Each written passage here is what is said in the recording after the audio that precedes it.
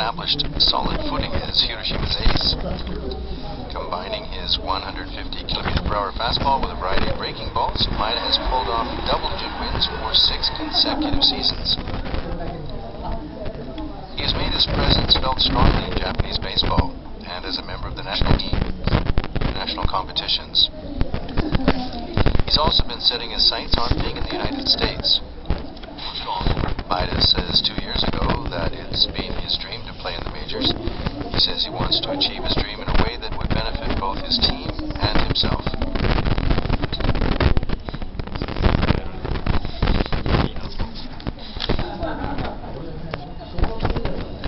He told team officials that year about his goal, but Hiroshima did not give him the green light. Maeda finished this season with an impressive 15 wins.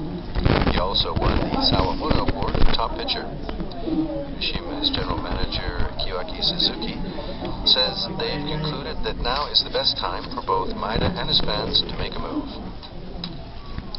Hiroshima decided to let Maeda pursue his dream.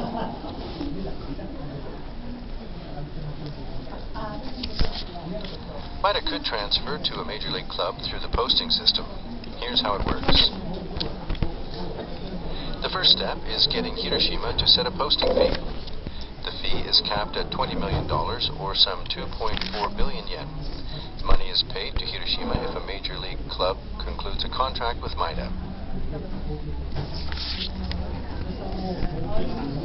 The posting system allows Maeda to negotiate with any major league team that's willing to pay a transfer fee. Masahiro Tanaka transferred to the New York Yankees through the system 2 years ago. At the time, U.S. media reported that his 7-year contract guaranteed him an annual salary of $155 million, or a whopping 16.1 billion yen.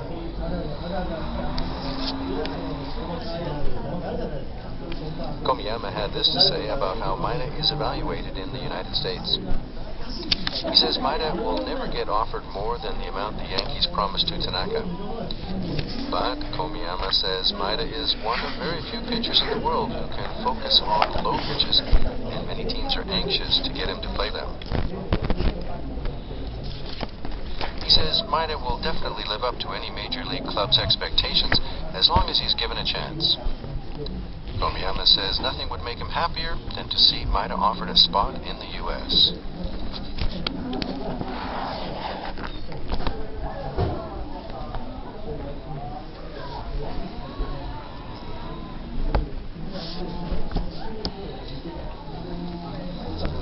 Many Japanese players, pitchers have made their way to the U.S.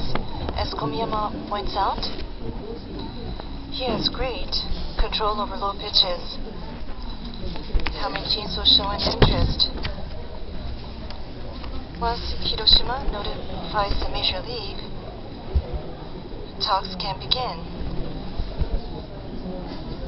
They will directly negotiate with Maeda. How many teams will show an interest? It's something to look forward to.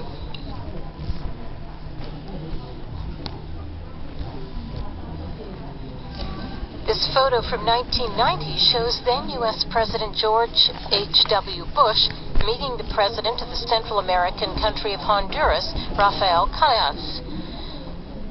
More recently, Callejas has been serving as a senior member of FIFA, the soccer's world governing body. He is among the 16 FIFA officials indicted on Thursday on bribery and other charges in connection with TV rights and other lucrative deals.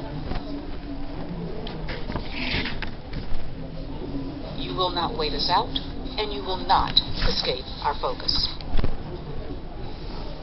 That was U.S. Attorney General Loretta Lynch. The U.S. Attorney General strongly indicated that this is not the end of the U.S. investigation into FIFA. The 16 FIFA did include 2 current FIFA violations.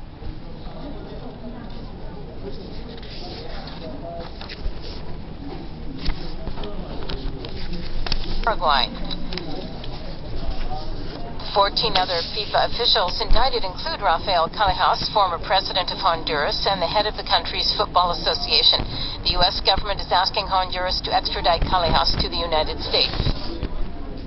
no sé de qué se trata. Callejas says he is perplexed by the indictment. He says he will have to study the indictment carefully. Proceder en consonancia.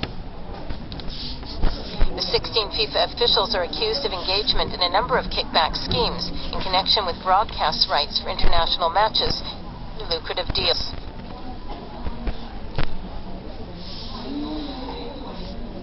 In July, a British comedian mocked the corruption-ridden FIFA.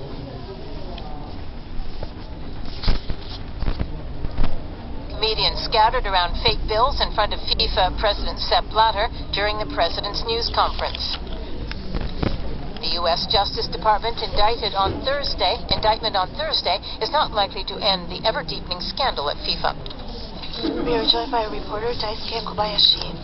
Not only two FIFA vice presidents, but a former Honduran president was also indicted. This comes as a surprise. But scandals are not new in FIFA. That's right. Perhaps you remember, in May this year, the U.S. Department of Justice indicted 14 individuals for organized corruption and other charges. Of those, there were 9 FIFA officials, including 2 vice presidents. The bribes that changed hands totaled $150 million, or more than 18.5 billion yen. 18.5 billion. Yes, that was in May, and this time, 16 more have been indicted. They include FIFA vice presidents, an executive committee, and officials of the continental federations. They are all from FIFA or organizations affiliated to FIFA. And some astonishing details are being revealed. One official from El Salvador Soccer Federation, according to the indictment, demanded payment of the bribes that had been promised to him earlier, even after the mass indictments in May this year. So even after so many people were indicted in May, he still wanted money. Why this chain of illegal activity? In the background, there is the rapid expansion of FIFA's budget. This shows the changes in FIFA's revenues. At the very end over there, in 2003, that's the year of the Japan-South Korea World Cup, FIFA's annual revenue was $575 million. And in 2014, that's the year the World Cup was held in Brazil, the annual revenue of FIFA was $2.096 billion. In Japanese yen, 260 billion yen. Nearly fourfold in 10 years.